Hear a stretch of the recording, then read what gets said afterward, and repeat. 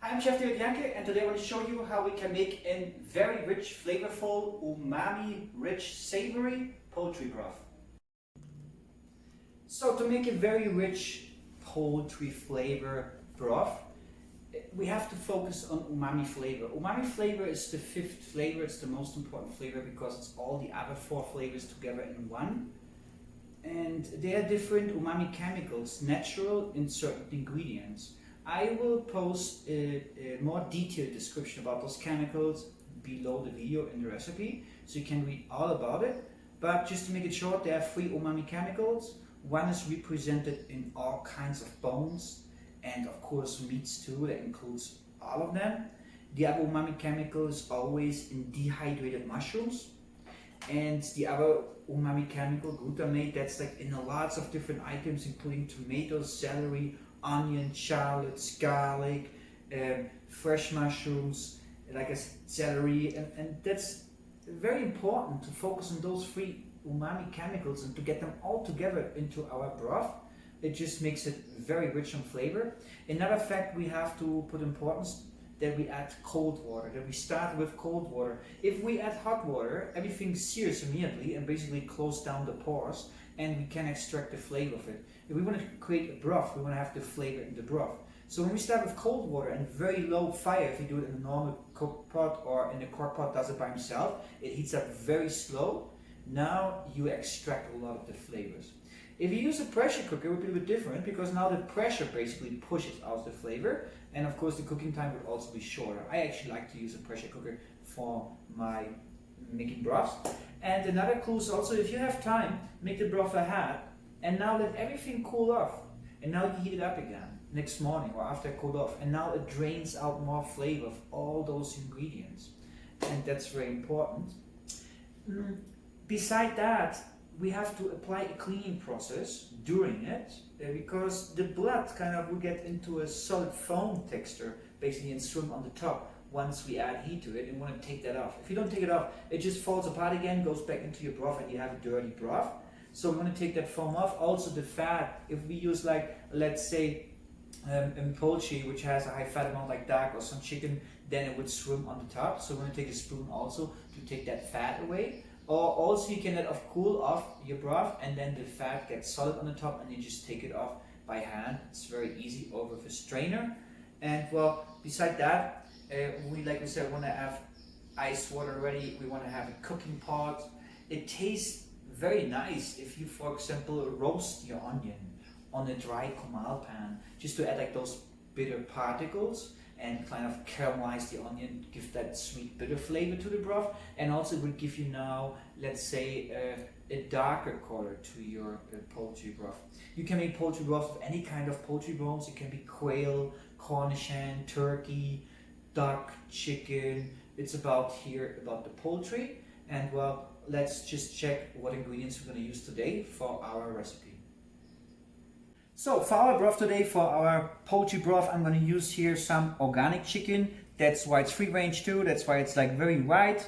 I'm going to add some Mexican chicken, very classic because they add colorant to it, natural though, to make it a yellow appearing because the Mexican like it a bit better. And it's also of course corn fat.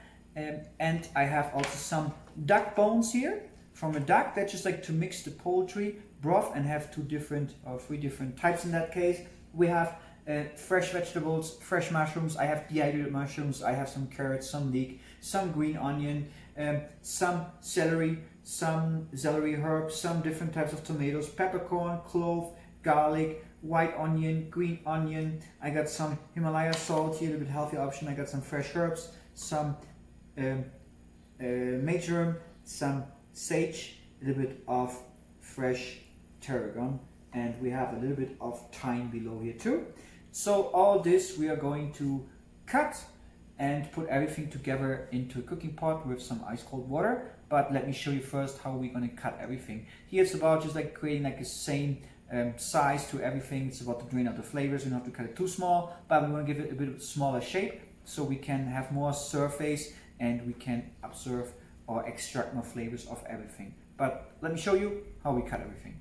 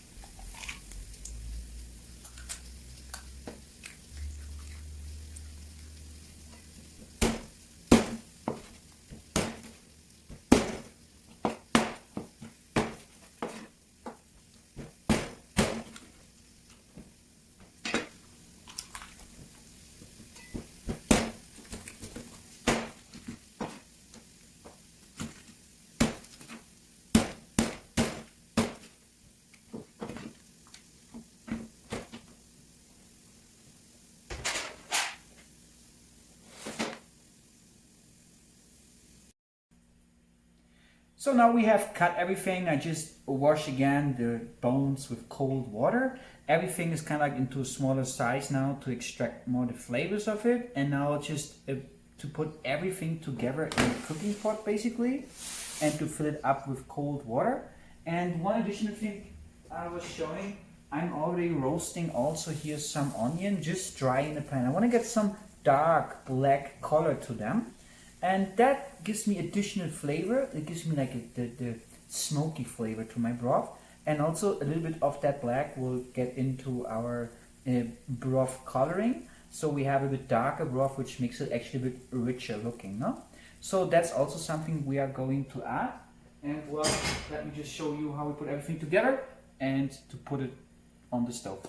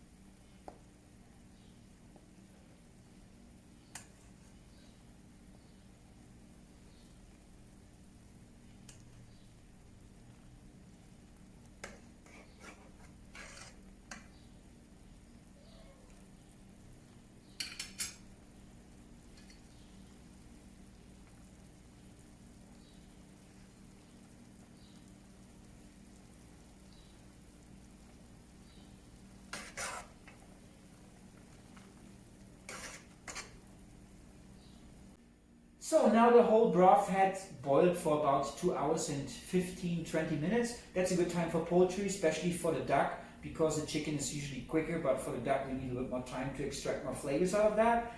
And now it's time basically to strain it. For that I'm going to use 2 types of strainers. A big hole strainer just to get away first of all the large pieces like the bones and the vegetables, and after I'm going to use a fine strainer with some cheesecloth to get a beautiful clear clean broth out of it. And then we basically ready to have our beautiful very rich umami flavor broth.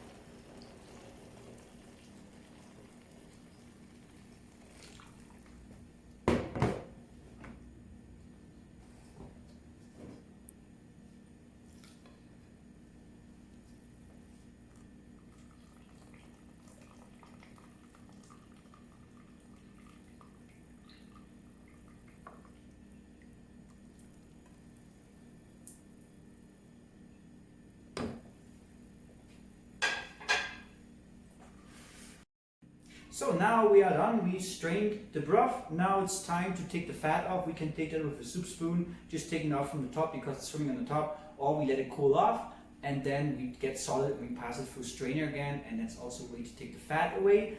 And or you could clarify the broth also after to make it more tastier, and also, let's say, to get it very, very clear if needed. Well, I hope you liked the class today. I hope you learned something new and that you enjoyed it. I'm Chef David Jahnke. Hope you watch me soon again.